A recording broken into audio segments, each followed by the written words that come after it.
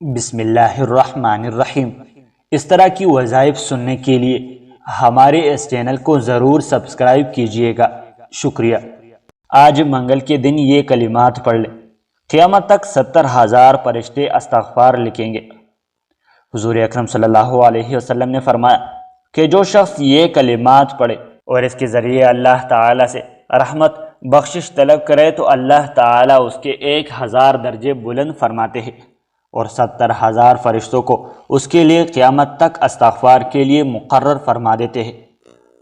الحمدللہ الذی تواضع کل شیء لعظمتہ والحمدللہ الذی ذل کل شیء بعزتہ والحمدللہ الذی نفع کل شیء لملکہ والحمدللہ الذی استسلم کل شیء لقدرتہ۔ اللہ تعالی ہم کو پڑھنے کی توفیق عطا فرمائے۔